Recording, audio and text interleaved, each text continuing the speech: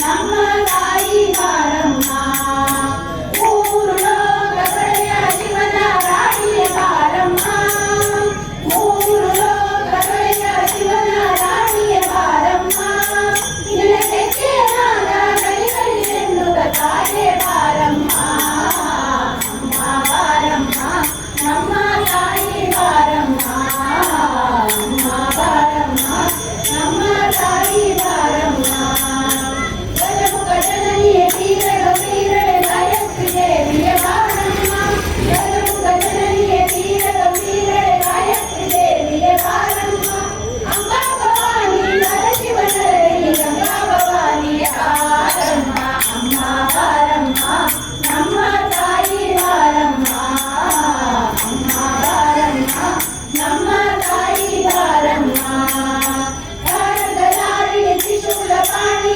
ಚಾಮುಂಡೇಶ್ವರಿ ಬಾರಮ್ಮ ಖಡ್ಗಧಾರಿಣಿ ತ್ರಿಶೂಲಪಾಣಿ ಚಾಮುಂಡೇಶ್ವರಿ ಬಾರಮ್ಮ ರಥಾಧಿಪತಿಯಿಂದ ಪೂಜಿಸಲ್ಪಡುವ ರಾಜರಾಜೇಶ್ವರಿ ಬಾರಮ್ಮ ಅಮ್ಮ ಬಾರಮ್ಮ ನಮ್ಮ ತಾಯಿ ಬಾರಮ್ಮ ಅಮ್ಮ ಬಾರಮ್ಮ ನಮ್ಮ ತಾಯಿ ಬಾರಮ್ಮ ಜಪವನ್ನು ಹರಿಯನು ತಪವನ್ನು ಹರಿಯನು ಮೂಢರ ಕರುಣಿಸು ಬಾರಮ್ಮ ಜಪವನ್ನು ಹರಿಯನು ತಪವನ್ನು ಹರಿಯನು ಮೂಢರ ಕರುಣಿಸು ಬಾರಮ್ಮ ಮೂಲಿಕ ಮಂದಿಗೆ ಮುರಾರ ವಲ್ಲಭೆ ಮೂಕಾಂಬಿಕೆ ತಾಯಿ ಬಾರಮ್ಮ ಅಮ್ಮ ಬಾರಮ್ಮ ನಮ್ಮ ತಾಯಿ ಬಾರಮ್ಮ ಅಮ್ಮ ಬಾರಮ್ಮ ನಮ್ಮ ತಾಯಿ ಬಾರಮ್ಮ ಶಂಕರ ಸುರಿಕೆ ಶ್ರೀಚಕ್ರ ಪೂಜಿಕೆ ಶಾರದ ದೇವಿಯ ಬಾರಮ್ಮ ಶಂಕರ ಸುರಿಕೆ ಶ್ರೀಚಕ್ರ ಪೂಜಿಕೆ ಶಾರದ ದೇವಿಯ ಬಾರಮ್ಮ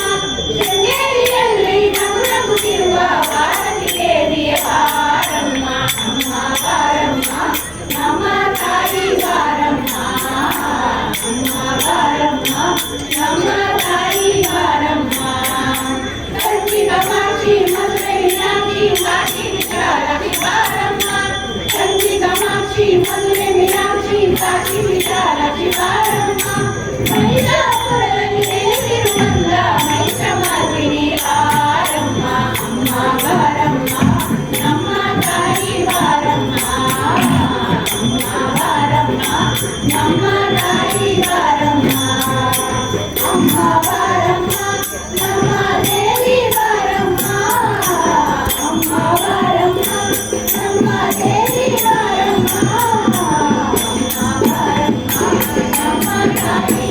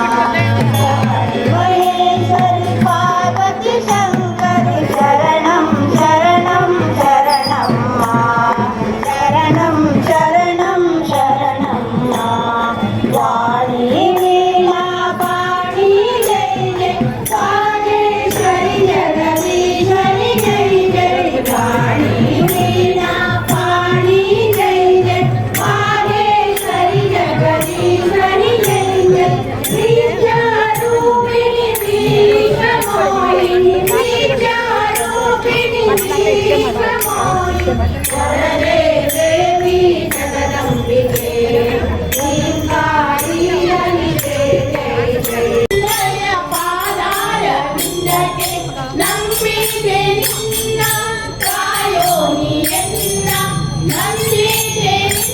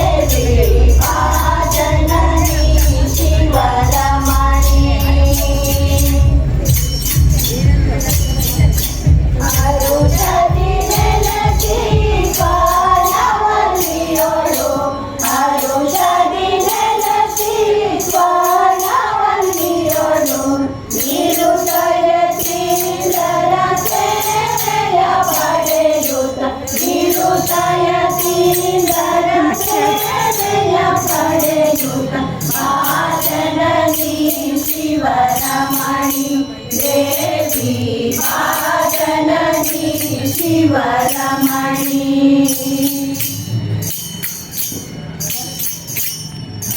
ಅಜ್ಞಾನಿಯು ನಾ ಸರ್ವಜ್ಞಳು ನೀ ಅಜ್ಞಾನಿಯು ನಾ ಸರ್ವಜ್ಞಳು ನೀ ಸಜ್ಜಳ ಮಾರನ್ನ ಆಜ್ಞಾನ ತೊಲಗಿಸಿ ಸಜ್ಜಳ ಮಾರನ್ನ ಆಜ್ಞಾನ ತೊಲಗಿಸಿ ಬಾಜನನಿ ಶಿವರಮಣಿ ದೇವಿ ಬಾಜನನಿ ಶಿವರಮಣಿ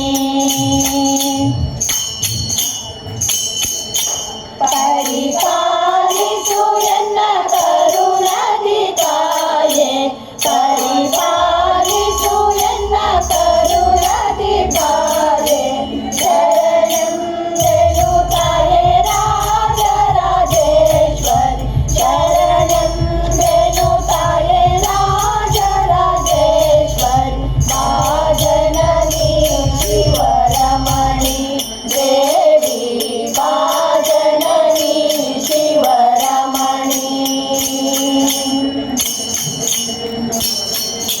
ನೀಡು ದರುಶನ ನೀದಯ ತೋರಿ ನೀಡು ದರುಶನ ನೀದಯ ತೋರಿ ಬೇಡುವೆ ನಾ ನಿನ್ನ ತಾಯೆ ಉದಾರೆ ಬೇಡುವೆ ನಾ ನಿನ್ನ ತಾಯೆ ಉದಾರೆ ಬಾಜನನಿ ಶಿವರಮಣಿ ದೇವಿ ಬಾಜನನಿ ಶಿವರಮಣಿ ಬಾದರುಣಿ ಬಾರಮ್ಮ ದಯಾನಿ ಬಾಕರುಣಿ ಬಾರಮ್ಮ ದಯಾನಿ ಬಾಜನನಿ ಶಿವರಮಣಿ ದೇವಿ ಬಾಜನನಿ ಶಿವರಮಣಿ ದೇವಿ ಬಾಜನನಿ ಶಿವರಮಣಿ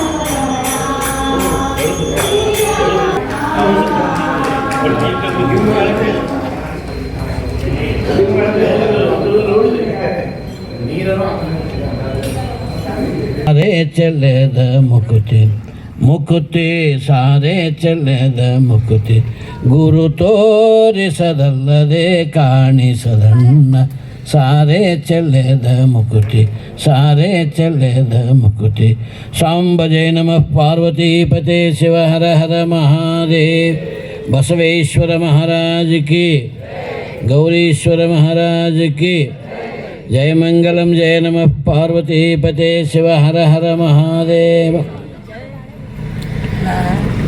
ಅಜ್ಞಾನ ತಿಮಿರಾಂಧಸ್ಯ ಜ್ಞಾನಾಂಜನ ಶಲಾಕಯಃ ಚಕ್ಷುರ್ನ್ಮೀಲಿತಂ ಯೇನ ತಸ್ಮೈ ಶ್ರೀ ಗುರುವೇ ನಮಃ. ಪ್ರಾತಸ್ಮರಣೀಯರಾಗಿರ್ತಕ್ಕಂಥ ಸದ್ಗುರುಗಳನ್ನು ಸ್ಮರಣೆ ಮಾಡ್ತಾ ಭಾರತಾಂಬೆಯನ್ನು ನಮ್ಮ ನಗರದ ನಾಡದೇವತೆಯನ್ನು ಮಾರಿಕಾಂಬೆಯನ್ನು ಸ್ಮರಣೆ ಮಾಡ್ತಾ ಈ ನೆಲೆಸಿರುವ ಬಸವೇಶ್ವರನನ್ನು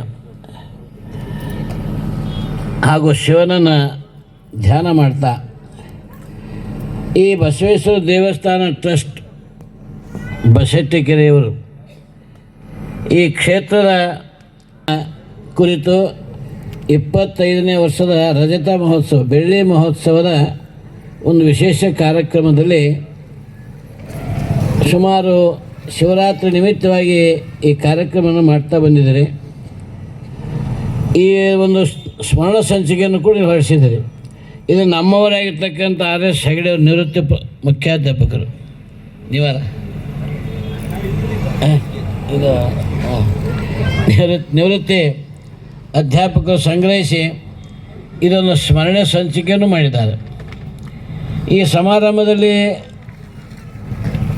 ಮುಹೂರ್ತ ಮಾಡಿರ್ತಕ್ಕಂಥ ಉಪಸ್ಥಿತರಿರ್ತಕ್ಕಂಥ ಎಲ್ಲ ಗಣ್ಯಮಾನ್ಯರೇ, ಹಿರಿಯರೇ, ತಾಯಂದಿರೇ, ಮಾತೆಯರೇ, ನಿಮ್ಮೆಲ್ಲರ ಅಂತರಾತ್ಮಕ್ಕೆ ಶರಣ ಬಂಧುಗಳೇ. ನಮ್ಮ ಭಾರತದ ಇತಿಹಾಸ ನಿನ್ನೆ ಮೊನ್ನೆದಲ್ಲ, ನಿನ್ನೆ ಮೊನ್ನೆ ಅಲ್ಲ, ವರ್ಷ 2 ವರ್ಷದ ಮುಂಚಿತ ಅಲ್ಲ, ಲಕ್ಷ ವರ್ಷಗಳ ಪರಂಪರೆ ಈ ಭಾರತದ ಇತಿಹಾಸ ಇದೆ. ಈ ಭಾರತದ ಇತಿಹಾಸ ಲಕ್ಷ ವರ್ಷಗಳ ಪರಂಪರೆ ಇದೆ. ಇದಕ್ಕಂತಲೇ ಭಾರತ ಅಂತ ಕರಿತೀವಿ ನಾವು. ಅದಕ್ಕೆ ಭಾಳ ವೈಶಿಷ್ಟ್ಯತೆ ಇದೆ. ಇಂಥ ಹೆಸರು ಪ್ರಪಂಚದ ಯಾವ ರಾಷ್ಟ್ರಕ್ಕೂ ಇಲ್ಲ. ಎಷ್ಟು ವೈಶಿಷ್ಟ್ಯತೆ ಗೊತ್ತಿದ್ದೇನೆ? ಭಾ ಅಂದರೆ ಭಾವ, ರಾ ಅಂದರೆ ರಾಗ, ತಾ ಅಂದರೆ ತಾಳ. ಭಾವ, ರಾಗ, ತಾಳದಿಂದ ಕೂಡಿರ್ತಕ್ಕಂಥ ಭವ್ಯ ಪರಂಪರೆ ಇದಕ್ಕೆ ಭಾರತ ಅಂತ ಕರಿತೀವಿ ನಾವು.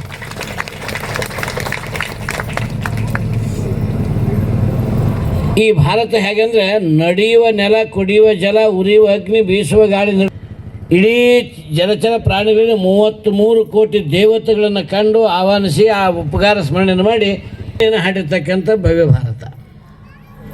ಬರೀ ಒಬ್ಬನೇ ದೇವರನ್ನು ತಿಟ್ಟಿಲ್ಲ ನಾವಿಲ್ಲಿ. ದೇವನೊಬ್ಬ, ನಾಮ ಹಲವು. ಪರಮ ಪತಿವ್ರತೆಗೆ ಗಂಡನೊಬ್ಬ. ದೇವನೊಬ್ಬನೇ ಇರೋದು, ಆದರೆ ನಾವು ಹಲವಾರು ಹೆಸರಿದೆ. ಆ ದೇವನಿಗೆ 7 ಕೋಟಿ ಮಹಾಮಂತ್ರಗಳಿದ್ದಾವೆ. ಭಗವಂತನಿಗೆ 7 ಕೋಟಿ ಮಹಾಮಂತ್ರಗಳಿದ್ದಾವೆ. ಆ ಮಹಾಮಂತ್ರಗಳ ಪರಂಪರೆಯಲ್ಲಿ ಬಂದಿರತಕ್ಕಂಥ ಬಸವನು ಕೂಡ ಒಬ್ಬ ಮಂತ್ರ ಪುರುಷನೇ. ಹೇಗೆ ನಾವು ಅಯೋಧ್ಯದಲ್ಲಿ ರಾಮನಿಗೆ ಮಂತ್ರಪುರುಷ ಅಂತ ಕರಿತೀವೋ, ರಾಮನಿಗೆ ಅಯೋಧ್ಯದಲ್ಲಿ ರಾಮನ ವಾಸಸ್ಥಳ, ಉತ್ತರ ಭಾರತದಲ್ಲಿ ರಾಮನ ಆಸ್ಥಾನ ವಿದ್ವಾನದು ಅಯೋಧ್ಯ ರಾಮ ಮಂದಿರ ಅಂತ ಕರಿತೀವಿ ನಾವು. ಈ ದಕ್ಷಿಣ ಭಾರತದಲ್ಲಿ ವಿರಾಟ್ನಗರ ಇರ್ತಕ್ಕಂಥ ಮಹಾಭಾರತ ಸೃಷ್ಟಿಯಾಗಿದ್ದು ಈ ಭಾರತದಲ್ಲಿ, ದಕ್ಷಿಣ ಭಾರತದಲ್ಲಿ. ದಕ್ಷಿಣ ಭಾರತದಲ್ಲಿ ಮಹಾಭಾರತ ಸೃಷ್ಟಿಯಾಗಿದೆ. ಉತ್ತರ ಭಾರತದಲ್ಲಿ ರಾಮಾಯಣ ಸೃಷ್ಟಿಯಾಗಿದೆ. ಬರೀ ನಾವು ಒಬ್ಬನನ್ನೇ ಜಯರಾಮ್ ಶ್ರೀರಾಮ್ ಒಬ್ಬನೇ ಒಪ್ಕೊಂಡಿಲ್ಲ. ನಾವು ಮಹಾಭಾರತದಲ್ಲಿರ್ತಕ್ಕಂಥ ಅನೇಕ ಭಗವದ್ಗೀತೆಯನ್ನು ಕೂಡ ನಮ್ಮ ರಾಷ್ಟ್ರದ ಒಂದು ಮಹಾಗ್ರಂಥವನ್ನಾಗಿ ಇಟ್ಕೊಂಡಿವಿ. ಆ ಭಗವದ್ಗೀತೆ ಹುಟ್ಟಿದ್ದಲ್ಲಿ ದಕ್ಷಿಣ ಭಾರತದಲ್ಲೇ. ಅದು ನಮ್ಮ ಕಾರವಾರ ಜಿಲ್ಲೆಗೆ ಒಂದು ಬಹಳ ವೈಶಿಷ್ಟ್ಯತೆ ಬಂಧುಗಳೇ. ವಿರಾಟ್ನಗರ ಹಾನಗಲ್ ಭಾಗದಿಂದ ಬರ್ತಾರೆ ಪಾಂಡವರು. ಹಾನಗಲ್ ಭಾಗದಿಂದ ಪಾಂಡವರು ಬರ್ತಾರೆ ವಿರಾಟ್ನಗರದಿಂದ. ಅದಕ್ಕೆ ವಿರಾಟ್ಪುರ ಅಂತ ಕರೀತಾರೆ. ಹಾನಗಲ್ಲಿಗೆ ಮೊದಲು ಒಂದು ಸಾಲ ವಿರಾಟ್ನಗರ ಅಂತ ಕರಿತೀವಿ ಅದಕ್ಕೆ.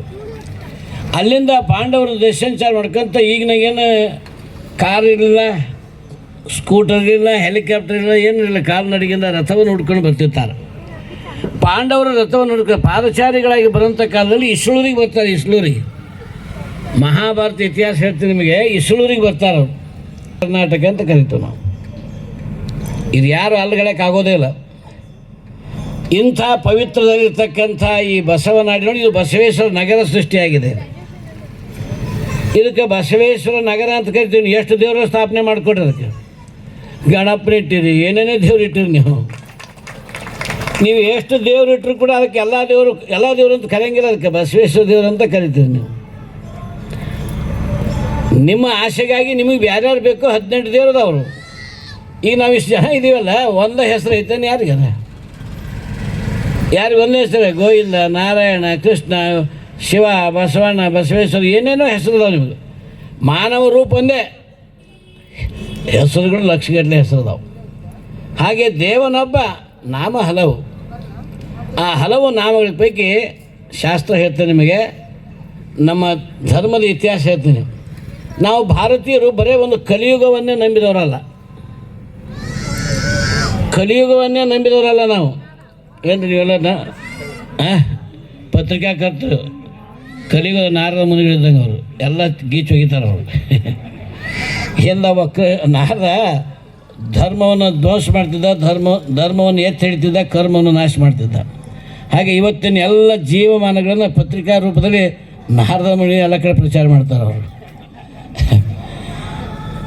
ಈ ಇತಿಹಾಸ ಕೃತಯುಗ, ತ್ರೇತಾಯುಗ, ದ್ವಾಪಾರಯುಗ, ಕಲಿಯುಗ 4 ಯುಗಗಳ ಪರಂಪರೆಯಲ್ಲಿ ಮಾನವನ ಜನನ ಇತ್ತು ಅಂತ ಹೇಳ್ತದೆ ಶಾಸ್ತ್ರ.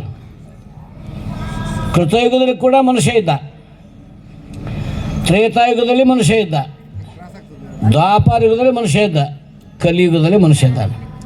ಈ ಸದ್ಯ ನಾವು ಕಲಿಯುಗದಲ್ಲಿ ಇದ್ದೀವಿ. ನಾವು ಕಲಿಯುಗ ಇದ್ದೀವಿ. ಕಲಿಯುಗ ಎಷ್ಟು ವರ್ಷ ಐತಿ? ಕಲಿಯುಗದ ಆಯುಷ್ಯ ಅಂದರೆ 4,32,000 ವರ್ಷ ಕಲಿಯುಗದ ಆಯುಷ್ಯಗಳದಾವು. ಹೌದಲ್ರಿ? 4,32,000 ವರ್ಷ ಕಲಿಯುಗದ ಆಯುಷ್ಯ ಪ್ರಮಾಣ ಇದೆ. ಆದರೆ ಈ ಕಲಿಯುಗ ಎಷ್ಟು ವರ್ಷ ಹೋಗೈತೆ ಅಂದ್ರೆ 5,127 ವರ್ಷವಾಗಿದೆ. ನಾಳೆ ಯುಗಾದಿಗೆ 22 ಪ್ರಾರಂಭ ಆಗ್ತದೆ. ಯುಗಮಾನೋತ್ಸವದಲ್ಲಿ 5,127ನೇ ಜಯಂತಿ, ಕಲಿಯುಗದ ಜಯಂತಿ ಮಾಡ್ತೀವಿ ನಾವು. ಹಿಂದಿನೆಲ್ಲ ಮುಟ್ಬಿಟ್ಟಿವಿ. ಅದು ನಮ್ಮ ಶೋಭಾಯಾತ್ರೆ, ನಮ್ಮ ಸ್ವರ್ಣವರಿ ಶ್ರೀಗಳು ನಾವು ಕೊಡಿ ಶಿರ್ಷಿ ನಗರದೊಳಗೆ, ಕಾರವಾರ ಜಿಲ್ಲೆ ಯಾರೂ ಮಾಡಿಲ್ಲ. ಯುಗಾದಿ ಸ್ಮರಣೆ ಮಾಡಿದ್ರೆ ಯಾರೂ ಇಲ್ಲ. ಯುಗಾದಿ ಸ್ಮರಣೆ ಮಾಡೋದು ಯಾರಿಲ್ಲ. ಅದೇ ಅರ್ಥ ಬರೀ ಬೇವು ಬೆಲ್ಲ ತಿನ್ಬೇಕು. ಅದು ಯಾರು ಮಾಡ್ಬೇಕಂತ ತಿನ್ನೋದಿಲ್ಲ ಎಷ್ಟೋ ಜನ. ವರ್ಷದ ಸಮಾರಂಭವನ್ನು ಯುಗಮಾನೋತ್ಸವ ಅಂಥೇಳಿ ಸುಮಾರು 25-26 ವರ್ಷಗಳಿಂದ ಈ ಶಿರ್ಷಿ ನಗರದಿಂದ ಸ್ವರ್ಣಲಿ ಪೂಜೆ ಕರ್ಕೊಂಡು ಇಲ್ಲಿಯ ಕೆಲವು ಕಾರ್ಯಕರ್ತರು, ರಾಷ್ಟ್ರೀಯ ಸ್ವಯಂ ಸೇವಾ ಸಂಘದಾಗಲಿ ಇಡೀ ನಮ್ಮ ಮಾನವ ಕುಲವೆಲ್ಲ ಕೂಡಿ ಯುಗಾದಿ ಹಬ್ಬದ ಯುಗಮಾನೋತ್ಸವ ಮಾಡ್ತೀವಿ. ಹೇಗೆ ಬಂದ ಅಂತ ಕೇಳಿದ್ರೆ, ಅವನು ಇವತ್ತಿಂದ ಹುಟ್ಟಾವಲ್ಲ, ಯುಗಗಳ ಪೂರ್ವದಲ್ಲಿ ಹುಟ್ಟಿರ್ತಕ್ಕಂಥ ಯುಗ ಪುರುಷ ಅಂತ ಕೇಳಿದ್ರೆ ಕಾಳಿ ಕಂಕಾಳಿಯ ಮುನ್ನ ಬಸವಣ್ಣ ಇದ್ದ ಬರ್ತಾನ. ಕಾಳಿ ಕಂಕಾಳಿಯ ಮುನ್ನ ಬಸವಣ್ಣ, ತ್ರಿಪುರ ಸಂಹಾರದ ಮುನ್ನ ಬಸವಣ್ಣ, ಒಮ್ಮೆ ಕಲ್ಯಾಣಕ್ಕೆ ಬರೋಕೆ ಪಾರ್ವತಿ ಪರಮಾತ್ಮ ಲಗ್ನ ಆಗೋಕ್ಕಿಂತ ಮೊದಲ ಬಂದನವ. ಒಮ್ಮೆ ಕಲ್ಯಾಣಕ್ಕೆ ಬರುವುದಕ್ಕಿಂತ ಮುನ್ನ, ನಾದ ಬಿಂದು ಕಡೆ ದೂರದ ಮುನ್ನ, ಮುನ್ನ ಮುನ್ನ ಮುನ್ನ ಅಂದಿಂಗ್ ಹಳೆಯ ಇಂದಿಂಗ್ ಎಳೆಯ ನಾನು ಮಹಾದಾನಿ ಕೂಡಲ ಸಂಗಮದೇವ ಅಂತ ಬಸವಣ್ಣನ ಅವತಾರದ ಒಂದು ಮೊದಲೇ ಒಂದು ವಚನ ಇದು. ಯೂನಿವರ್ಸಿಟಿಯಲ್ಲಿ ಸಂಶೋಧನೆ ಆದಂಥ ವಚನ ಇದು. ಅಂದಮೇಲೆ ಯುಗದ ಪೂರ್ವದಲ್ಲಿರ್ತಕ್ಕಂಥ ಜಗತ್ತಿನ ಸೃಷ್ಟಿಯ ಮೂಲವೇ ಬಸವಣ್ಣ ಬರ್ತಾನೆ ಭೂಮಿಗೆ. ಬಸವಣ್ಣ ಬಂದ ಕೂಡಲೇ ಸುಮ್ಮನೆ ಒಂದು ಕಡೆ ನಿಂತಿರ್ತಾನೆ ತತ್ವಪುರುಷನಾಗಿ. ಆವಾಗ ಶಿವ ಬರ್ತಾನೆ ಹಿಂದಗಡೆ, ಹೆಂಡತಿ ಕರ್ಕೊಂಡು ಕೈಲಾಸದಿಂದ ಹನಿಮೂನಕ್ಕೆ ಬಂದಾಗ ಬರ್ತಾನೆ ಪಾರ್ವತಿ ಕರ್ಕೊಂಡು. ಬಸವಣ್ಣ ಹುಟ್ಟಿದ ಮೇಲೆ ಶಿವ ಭೂಮಿಗೆ ಬರ್ತಾನೆ. ಶಿವ ನಿರಾಕಾರ ಕುತ್ಕೊಂತ ನಾ ಏನು ಮಾಡೋದು ಕುತ್ಕೊಂಡು, ನನ್ನ ಜೊತೆಗೆ ಯಾರೂ ಬರೋರಿಲ್ಲ, ಹೇಳೋರಿಲ್ಲ, ಕೇಳೋರಿಲ್ಲ ಅಂದಾಗ ಅಲ್ಲಿ ಬಸವ ಬರ್ತಾನೆ. ಪರಶಿವನೇ, ನಿನ್ನ ಧರ್ಮವನ್ನು ಕಾಪಾಡಲಿಕ್ಕೆ ನಾ ಜೊತೆಗಿರ್ತೀನಿ, ನಾನು ಗೋತ್ರ ಪುರುಷನಾಗ್ತೀನಿ, ಜ್ಞಾನ ಪುರುಷನಾಗಿ ಅಂತೇಳಿ ಆ ಬಸವಣ್ಣನಿಗೆ, ಶಿವನಿಗೆ ಗೋತ್ರ ಪುರುಷ ಬಸವಣ್ಣ, ಆ ಬಸವಣ್ಣನ ಮೇಲೆ ಕುತ್ಕೊಂಡು ಹೋಗಕ್ಕೆ ಶುರು ಮಾಡ್ತಾನೆ. ಎಲ್ಲೇ ಹೋದ್ರು ನಂದಿ ಮೇಲೆ ಕುತ್ಕೊಂತಾನೆ ಶಿವ. ಭಾಳ ಆಶ್ಚರ್ಯ. ನೀವು ಪ್ರಪಂಚ ಅಡ್ಡಾಡ್ಬೇಡಿ ನೀವು. ಬಸವಣ್ಣನೇ ಶೈವ ಸಂಪ್ರದಾಯ ಮೊದಲೇ ಯುಗ ಪುರುಷವಂತ. ಅವನ ಜೊತೆಗೆ ಜ್ಞಾನ ಪುರುಷನಾಗಿ, ತತ್ವ ಪುರುಷನಾಗಿ ಶಿವ ಬರ್ತಾರೆ. ಎಲ್ಲರ ಕಥೆ ನೋಡಿ, ಶಿವ ಪಾರ್ವತಿ ಬಸವಣ್ಣ ಮೇಲೆ ಕೂತ್ಕೊಂಡು ಹೊಂಟಿರ್ತಾರೆ. ಇಷ್ಟೊಂದು ಆಶ್ಚರ್ಯ. ಶಿವ ಇದ್ದಲ್ಲಿ ಈಶ್ವರ ಇರಲ್ಲ, ಶಿವ ಇದ್ದಲ್ಲಿ ಈಶ್ವರ ನಾವು ಸುಮ್ಮನೆ ಇರ್ತೀವಿ ಅಲ್ಲಿ. ಆದರೆ ಬಸವಣ್ಣ ಇದ್ದಲ್ಲಿ ಮಾತ್ರ ಶಿವ ಇದ್ದಾನೆ. ಬಸವಣ್ಣ ಇದ್ದಲ್ಲಿ ಶಿವ ಇದ್ದಾನೆ. ಯಾಕಂದ್ರೆ ಶಿವನಿಗೆ ಗೋತ್ರ ಪುರುಷ ಬಸವಣ್ಣ, ಹೌದಲ್ಲ? ಅದಕ್ಕೆ ಹೇಳ್ತಾನೆ, ಆ ಗೋತ್ರ ಪುರುಷ ಬಸವಣ್ಣ ಇಡೀ ಧರ್ಮವನ್ನು ಉಳಿಸ್ತಕ್ಕಂಥ ಹೆಸರಿದೆ ಅದಕ್ಕೆ. ಹೀಗಾಗಿ ಧರ್ಮ, ಅರ್ಥ, ಕಾಮ, ಮೋಕ್ಷಗಳೇ 4 ಕಾಲಗಳು. ಜ್ಞಾನ ಕ್ರಿಯೆಗಳೇ 2 ಕೋಡ್ಗಳು. ಶಿವನ ಸೂತ್ರ ನಡೆದು ಜಗತ್ತಿಗೆ ನಡೀತಕ್ಕಂಥ ಬಾಲ. ಮತ್ತು ನಾವು 4 ಕಾಲಿದ್ದಕ್ಕೆ ಬಸವಣ್ಣ ಅಂತೀವ್ರೆ. ಅದೇ ಎಮ್ಮಿಗೆ ನಾವು ಬಸವಣ್ಣನ ನೋಡ್ರಿ, ಎಮ್ಮೆಗೆ ಬಸವಣ್ಣ ಅಂತೀವಿ ಯಾರು? ಕ್ವಾಣಕ್ಕೆ ಬಸವಣ್ಣ ಅಂತೀವಿ ಯಾರಿಗೆ? ಅದಕ್ಕೂ 4 ಕಾಲದ, 2 ಕೋಡದ, ಬಾಲದ. ಅದಕ್ಕೆ ಎಮ್ಮೆ ಹೊಟ್ಟೆ ಹುಟ್ಟಕ್ಕೆ ಎಮ್ಮೆ ಮಗ ಅಂತ ಕರಿತೀವಿ ಹೊತ್ತು. ಬಸವಣ್ಣ ಹೊಟ್ಟೆ ಹುಟ್ಟಿದವ ಭಗವಂತ ಅಂತ ಕರಿತೀವಿ, ಶಿವ ಅಂತ ಕರಿತೀವಿ. ಭಾಳ ವೈಶಿಷ್ಟ್ಯಪೂರ್ಣವಾದ ಕಥೆ ಇದು, ಯಾವುದೊಂದು ಕಾಲ್ಪನಿಕ ಕಥೆ ಅಂತ ತಿಳ್ಕೋಬೇಡಿ. ಇದಕ್ಕೊಂದು ಬೃಹತ್ವಾದ ಒಂದು ಕಥೆ ಇದೆ. ಹೀಗಿರೋದ್ರಿಂದ ಅಂಥ ಬಸವಣ್ಣ ಸುಮಾರು ನಮಗೆ ಗೊತ್ತಿದ್ದು, ನಾನು ಸುಮಾರು ಈಗ 60-70 ವರ್ಷದ ಈ ಶಿರ್ಸಿ ನಗರವನ್ನು ಯಾವಾಗಲೂ ಒಂದು ಸಲ ಹೈಸ್ಕೂಲ್ ಉದ್ಘಾಟನೆ ಮಾಡೋಕ್ಕೆ ಒಂದು 25 ವರ್ಷದ ಈ ಕಡೆ ಬಂದಿದ್ದೆ. ಇದು ಬಸವೇಶ್ವರ ನಗರ ಆಗಿತ್ತು, ಅದು ಬಸವೇಶ್ವರ ಗುಡಿ ಇದ್ದಿಲ್ಲ. ಮೊದಲು ಗುಡಿ ಒಂದೇ ಇತ್ತು, ಇಲ್ಲಿ ಒಂದು ಕೆರೆ ಇತ್ತು. ಅದನ್ನು ರಿಪೇರಿ ಮಾಡಿದ್ರು ನಮ್ಮ ಭೂಮಾ ಶೆಟ್ರು, ಬಶೆಟ್ರು ಅಂತ. ಅದನ್ನು ರಿಪೇರಿ ಮಾಡಿ ಕಟ್ಟೆ ಕಟ್ಟಿ ಅದಕ್ಕೊಂದು ಸ್ವಲ್ಪ ಬೆಲೆ ಬರೋಂಗೆ ಮಾಡಿದ್ರು. ಅವರು ಕಟ್ಟಿಸಿದ ಕಾಲಕ್ಕೆ ಅದು ಕೆರೆಗೆ ಬಸವೇಶ್ವರ ಕೆರೆ ಹೋಗಿ ಶೆಟ್ರು ಕಟ್ಟಿಸಿದಕ್ಕೆ ಬಸೆಟ್ಟಪ್ಪ ಅಂತ ಅವ್ರ ಹೆಸರಿತ್ತು. ಅವ ಅದನ್ನು ಕಟ್ಟಿಸ್ಕೊಟ್ಟ ಬಸೆಟ್ಟಿ ಕೆರೆ ಅಂತ ಉಳ್ಕೊಂಡು ನೋಡು, ಎಷ್ಟು ವಿಚಿತ್ರ ಐತಲ್ಲ. ನೀರು ಅವ ಸೃಷ್ಟಿ ಮಾಡಿಲ್ಲ, ಆ ಕೆರೆಗೊಂದು ಜನ್ಮ ಕೊಟ್ಟರು, ಕೆರೆಗೊಂದು ಪಾವಿತ್ರತೆ ಕೊಟ್ಟರು. ಕೆರೆಗೊಂದು ಪಾವಿತ್ರ ಕೊಟ್ಟು ಬಸೆಟ್ಟಿ ಕೆರೆ ಅಂತ ಕರೆದ್ರು. ಅದ್ರ ಪಕ್ಕದಾಗ ಬಸವಣ್ಣ ಗುಡಿ ಅಂತ ಕರೆದ್ರು. ಇಂಥ ಬಸವಣ್ಣ ಬಂಧನದಿಂದ ಮುಕ್ತನಾಗಿ ಮಾಡ್ತಕ್ಕಂಥ ಬಸವಣ್ಣ, ಹುಟ್ಟು ಸಾವುಗಳನ್ನ ಗೆಲ್ತಕ್ಕಂಥ ಬಸವಣ್ಣ. ಇದಕ್ಕೊಬ್ಬ ಜ್ಞಾನಿ ಹೇಳ್ತಾರೆ ನೋಡ್ರಿ, ಸುರತರವು ವೃಕ್ಷದೊಳಗಲ್ಲ, ಸುರಧೇನು ಪಶುವಿನೊಳಗಲ್ಲ, ಪುರುಷ ಪಾಷಾಣದೊಳಗಲ್ಲ, ಶಿಷ್ಯನ ಭಾವಕ್ಕೆ ಗುರುವು ನರನಲ್ಲ, ಗುರುವೇ ಪರಮೇಶ್ವರನ ಭಾವಿಸಬಲ್ಲಡೆ ಆತನೇ ನಿಜ ಶಿಷ್ಯನೆಂಬನೆಯ ಮಹಾಲಿಂಗ ಗುರು ಶಿವಸಿದ್ದೇಶ್ವರ ಪ್ರಭುವೆ. ಯಡಿಯೂರು ಸಿದ್ಲಾಗಿ ಬಂದಾನೆ. ಎಲ್ಲ ಆಕಳಂತೆ ಆಕಳಲ್ಲ. ಗೋಮಾತೆ ನಮ್ಮ ಭಾರತ ದೇಶದ ಅದಾವಲ್ರಿ, ನಂದಿನಿ, ಸುರಭಿ, ಸುಭದ್ರೆ, ಸುಬೆನೆ, ಕಪಿಲನು 5 ನಮ್ಮ ಭಾರತ ಗೋಮಾತೆಯರ ಹೆಸರು. 5 ಮಂದಿ ಕನ್ಯೆಯರು. ಭಾರತ ದೇಶ ಪಂಚಕನ್ಯೆಯರು ಅಂತ ಕರಿತೀವಿ ನಾವು ಅವರಿಗೆ. ಆ ಪಂಚಕನ್ಯೆಯರಲ್ಲಿ ಒಳಗೆ ಹುಟ್ಟಿ ಬರೋವನೇ ಆ ಬಸವಣ್ಣ. ಆ ಗೋಮಾತೆ ಹೊಟ್ಟೆ ಹುಟ್ಟಿದಕ್ಕೆ ಬಸವಣ್ಣ ಅಂತ ಕರಿತೀವಿ, ಹೌದಲ್ಲ. ಎಮ್ಮೆ ಹೊಟ್ಟೆ ಹುಟ್ಟಿ ಎಮ್ಮೆ ಮಗ ಅಂತ ಕರಿತೀವಿ. ಆದರೆ ಬಸವಣ್ಣ ಹೊಟ್ಟೆ ಹುಟ್ಟಿದಕ್ಕೆ, ಆಕಳ ಹೊಟ್ಟೆ ಹುಟ್ಟಿದಕ್ಕೆ ನಂದಿ ಅಂತ ಕರಿತೀವಿ, ಋಷಭ ಅಂತ ಕರಿತೀವಿ, ಬಸವ ಅಂತ ಕರಿತೀವಿ. ಎಷ್ಟೈತೆ ವಿಚಿತ್ರಲ್ಲ. ಅದಕ್ಕೆ ಗೋಮಾತೆ ನಮ್ಮ ಭಾರತ ದೇಶ ಅದು ಒಂದು ಆರಾಧ್ಯ ಶಕ್ತಿ ಅಂತ ಕರಿತೀವಿ. ನಡೆಯುವ ನೆಲೆ ಭಾರತ ಮಾತೆ, ಕುಡಿಯುವ ಜಲ ಗಂಗಾ ಮಾತೆ, ನಮಗೆ ಜನ್ಮ ಅರಿವು ಆಜ್ಞಾನ ಕೊಟ್ಟ ಮನುಷ್ಯನನ್ನು ರಕ್ಷಣೆ ಮಾಡ್ತಕ್ಕಂಥದಕ್ಕೆ ಗೋಮಾತೆ ಅಂತ ಕರಿತೀವಿ. ಅದು ಹೊಟ್ಟೆಗೆ ಹುಟ್ಟಿದಕ್ಕಾಗಿ ನಂದಿ, ಬಸವಣ್ಣ, ಶಿವ, ಋಷಭ ಅನೇಕ ನಾಮಗಳಿಂದ ಆ ಋಷಭವನ್ನು ಕೊಂಡಾಡ್ತೀವಿ ನಾವು. ಆ ಋಷಭವನ್ನು ಕೊಂಡಾಡ್ತೀವಿ. ಕನ್ನಡದಲ್ಲಿ ಬಸವೇಶ ಅಂತ ಕರಿತೀವಿ. ಸಂಸ್ಕೃತದಲ್ಲಿ ಋಷಭ, ಸಂಸ್ಕೃತದಲ್ಲಿ ನಂದಿ ಅನೇಕ ಹೆಸರುಗೊಂಡಿದೆ. ಆ ಬಸವ ಇಡೀ ಮನುಕುಲವನ್ನು ಮೇಲಕ್ಕೆ ಎತ್ತತಕ್ಕಂಥ ಆ ಬಸವನಿಗೆ ಎತ್ತುಗಳು ಅಂತ ಕರೆದೀವಿ ನಾವು. ರೈತರು ನಿಮ್ಮ ಮನೆಗೆ ಎತ್ತು ಇಲ್ಲ, ಎಮ್ಮೆ ಇಲ್ಲ, ಕೋಣೆ ಇಲ್ಲ, ಏನು ಹೇಳ್ಬೇಕು ನಿಮಗೆ? ಈಗ ಯಾರ ಮನೆಗೆ ಎತ್ತು ಇಲ್ಲ, ಗೋಮಾತೆ ಅಂತ ಮೊದಲಲ್ಲ. ಮಕ್ಕಳಿಗೆ ಕೇಳಿದ್ರೆ ಹಾಲು ಹೇಗದ ಗೊತ್ತಂದ್ರೆ ನಂದಿನಿ ಪ್ಯಾಕೆಟ್, ಅದು ಗೋಮಾತೆಯಲ್ಲಿ ಬರ್ತೈತೆ ಅಂತ ಈ ಮಕ್ಕಳಿಗೆ ಗೊತ್ತಾಗೋದಿಲ್ಲ ಈಗ, ಹೌದಲ್ಲ. ಇಂಥ ಒಂದು ಕಾಲಿದೆ. ಮನೆಯೊಳಗೆ ಅದೊಂದು ಸರ್ವಜ್ಞ ವಚನ ಹೇಳ ನೋಡ್ರಿ, ತುರುಕರಿಲ್ಲದ ಮನೆ, ಕನಿಕರಿಲ್ಲದ ತಾಯಿ, ಧನಿಕನಿಲ್ಲದ ದೇಶದ ಪ್ರಳಯ ನೋಡಿ ಅಂದ ಸರ್ವಜ್ಞ. ತುರುಕರಿಲ್ಲದ ಮನೆ ಅಂದರೆ ಯಾರು? ಮತ್ತೆ ಸಾಬ್ರ ಅಂತ ತಿಳ್ಕೊಬೇಡ್ರಿ ನೀವು. ಕನ್ನಡ ಶಬ್ದ ತುರುಕ ಸಾಬ್ರ ಅಂತ ಅರ್ಥ ಮಾಡ್ತಾರೆ. ಸಾಬ್ರಲ್ಲ. ತುರು ಅಂದರೆ ಆಕಳ, ಕರು ಅಂದರೆ ಆಕಳ ಕರ. ಗೋಮಾತೆಗೆ ತುರುಕರು ಅಂತ ಕರೀತಾರೆ. ಯಾರ ಮನೆಗೆ ಆಕಳ ಕರ ಇರಲ್ವೋ ಆ ಮನೆ ಸ್ಮಶಾನ ಸಮಾನ ಇರ್ತೈತೆ. ನಮ್ಮೆಲ್ಲ ಸ್ಮಶಾನ ಇದ್ದಂಗೆ, ಸುಧಾರಿಸಿದ ಸ್ಮಶಾನ ಇದ್ದಂಗೆ. ಆ ಒಂದು ತುರುಕರು ಅಂದರೆ ಮನೆಗೆ ರೈತ ಮನೆ ಕಾಡು ಸಾಕ್ತಾನೆ ನೋಡು. ಗೋವನ್ನು, ಹಸುವನ್ನು ಸಾಕಿ ಸಾಕಿ ಅವಕ್ಕೆ ಎತ್ತು, ಬಸವ, ಭೃಂಗಿ ಅನೇಕ ಹೆಸರಿಟ್ಟು ಆ ಉಳಿಮೆ ಮಾಡ್ತಾನೆ. ಆ ಉಳಿಮೆ ಮಾಡಿದ ಎತ್ತುಗಳು ಏನು ಮಾಡ್ತಾನೆ, ಅದು ಗಂಜಲ ಹಾಕ್ತದೆ ಮತ್ತು ಸಗಣಿ ಹಾಕ್ತದೆ. ಆ ಸಗಣಿ ಹಾಕಿದ್ರೆ ಸಹಜವಾಗಿ ಭೂಮಿ ಮೇಲೆ ಗೊಬ್ಬರ, ಬೀಜ ಎಲ್ಲವೂ ಸೃಷ್ಟಿ ಆಗ್ತದೆ. ಅಲ್ಲಿ ಯಾವ ಕ್ರಿಮಿಕೀಟಗಳು ಉತ್ಪತ್ತಿ ಆಗೋದಿಲ್ಲ. ಹೀಗಾಗಿ ಆಗಿನ ಕಾಲದಲ್ಲಿ ರೈತರಾದರೂ ಪ್ರತಿಯೊಬ್ಬರು ಆಕಳ, ಕರು, ಹಸು, ಕರ, ಎತ್ತುಗಳು ಇಟ್ಟು ಬಿಟ್ಟು ಅದಕ್ಕೆ ರೈತ ಉದ್ಧಾರ ಮಾಡ್ತಾನೆ.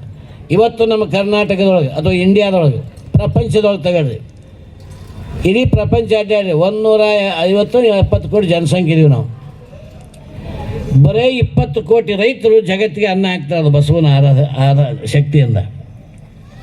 ಇಡೀ ಪ್ರಪಂಚಕ್ಕೆ ಅನ್ನ ಹಾಕೋರು ನಾವು ನೀವಲ್ಲ.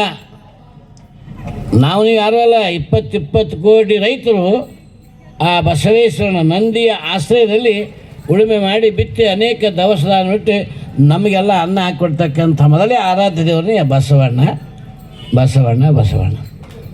ಗೀತೆ ಗೊತ್ತಿರ್ತಾನೆ, ಚಾಪಡೆ ಹೊಡಿ ಅದಕ್ಕೆ ಹೊಡಿದ್ವಿ ಅಂತ ಯಾರ ಒಂದೊಂದು ಬಸಕ್ಕಂತ ಒಂದು ಗೀತೆ ವ್ಯಾಸ 18 ಪುರಾಣದಲ್ಲಿ ಆ ಗೀತೆಯನ್ನು ಕೂಡ ಸಮಾಜಕ್ಕೆ ಕೊಡ್ತಾರೆ. ಇದರ ನಂತರ 18 ಪುರಾಣಗಳು, 28 ಆಗಮಗಳು, 6 ಶಾಸ್ತ್ರಗಳು, ಅನೇಕ ಆಯಾ ಕಾಲಕ್ಕನುಗುಣವಾಗಿ ಮಹಾನುಭಾವರು ವೇದಗಳು 4 ವೇದಗಳು ಸಾಕ್ಷಾತ್ ಶಿವನ ಬಾಯಿಯಿಂದ ಬ್ರಹ್ಮನ ಬಾಯಿಯಿಂದ ವೇದಗಳು ಸೃಷ್ಟಿಯಾಗ್ತಾವೆ. ಇವೆಲ್ಲ ಯಾರಿಗೆ ಅಂದ್ರೆ ನಮಗಾಗೆ ಇಷ್ಟೆಲ್ಲ ಆಗ್ಯಾವಲ್ಲ. ಯಾರಿಗಾರ ನಾಯಿ ನರಿ ಹೇಳ್ಯಾರ ಅವರೆಲ್ಲ ನಾಯಿ ನರಿ ಕತ್ತಿ ಕೋಣ ಎಮ್ಮೆ ಇವಕ್ಕೆಲ್ಲರೂ ಉಪದೇಶ ಮಾಡ್ಯಾರ ಭಗವದ್ಗೀತೆ. ಯಾರ ಬಸವಪುರಾಣ ಅವಾಗ ಯಾರಿಗೂ ಹೇಳಿಲ್ಲ. ಯಾವ ಪ್ರಾಣಿಗೆ ಕುರಿತು ಹೇಳಿಲ್ಲ, ಮನುಷ್ಯರನ್ನು ಕುರಿತು ಹೇಳ್ಯಾರ. ಒಬ್ಬ ಮನುಷ್ಯನ ಉದ್ಧಾರ ಮಾಡೋಕ್ಕೆ ಎಷ್ಟು ವ್ಯವಸ್ಥೆ ಇದೆ ತಿಳ್ಕೊಳ್ಳಿ ಬಂಧುಗಳೇ. ಒಂದು ವ್ಯಾವಹಾರಿಕ ವ್ಯವಸ್ಥೆ ಬೇರೆ, ಒಂದು ಸಾಮಾಜಿಕ ವ್ಯವಸ್ಥೆ, ಒಂದು ಧಾರ್ಮಿಕ ವ್ಯವಸ್ಥೆ. ಧಾರ್ಮಿಕ ವ್ಯವಸ್ಥೆಗೆ ಆಗಮ ಉಪನಿಷತ್ತು ವೇದಶಾಸ್ತ್ರಗಳು ಸೃಷ್ಟಿಯಾಗ್ಯಾವ. ವ್ಯಾವಹಾರಿಕ ವ್ಯವಸ್ಥೆ ಮನುಷ್ಯ ತನ್ನ ದೈನಂದಿನ ಜೀವನಕ್ಕಾಗಿ ಬೆಳಿಬೇಕಾದ್ರೆ ವ್ಯಾವಹಾರಿಕ ವ್ಯವಸ್ಥೆಯಾಗಿ ಗ್ರಾಮ ಪಂಚಾಯತಿ, ಮಂಡಲ ಪಂಚಾಯತಿ, zilla panchayat, Vidhana Sabha, Lok Sabha, LKG, UKG, SSLC, doctor, MBBS, software, ಆವೇರು, ಈವೇರು, ಅಂಡರ್ವೇರು ಏನೆಲ್ಲ ಆಗಿಬಿಡ್ತಾವೆ.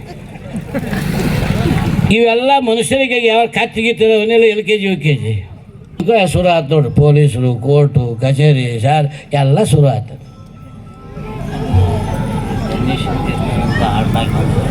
ಸರಿ, ಸಂತೋಷ.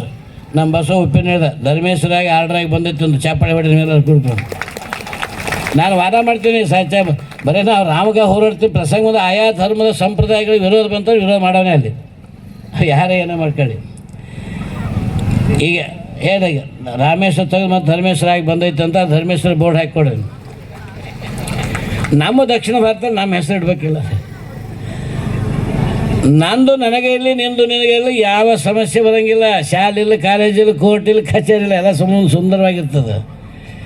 ನಿಂದು ನನಗೆ ಇರಲಿ, ನಂದು ನನಗೆ ಇರಲಿ ಅಂತ ದ್ವೇಷ ಶುರು ಆಯ್ತದೆ. ದ್ವೇಷ ಬಿಡು, ಪ್ರೀತಿ ಮಾಡೋದೇ ಭಗವದ್ಗೀತೆ ಸಾರ. ನೀವು ಎಷ್ಟೇ ಓದಿರ್ಬೇಕಾದ್ರೆ ದ್ವೇಷ ಬಿಡು, ಪ್ರೀತಿ ಮಾಡು, ಇದು ಒಂದು ಸಾರ, ಗೀತೆಯ ಸಾರ ಅಂತ. ನಂದು ನನಗೆ ಇರಲಿ ಅದೇನೈತಿಲ್ಲ, ನಾವು ಹೇಳ್ತೀವಿ ಅಪ್ಪ ನಿಂದು ನಿನಗೆ ಇರಲಿ, ಬೇಕಾದ್ರೆ ನಂದು ನೀನೇ ತಗೊಂಡು ಅವನೇ ಮಹಾತ್ಮ ಹಾಕ್ತಾನೆ, ಅವನೇ ದೈವ ಪುರುಷ ಆಗ್ತಾನೆ, ಮಹಾತ್ಮ ಹಾಕ್ತಾನೆ.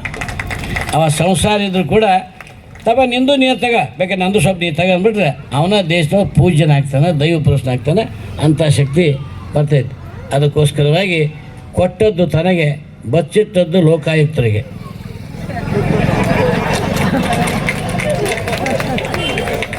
ಇದು ನಾವು ಕೈಲಿ ಹಾಕಿರೋದು.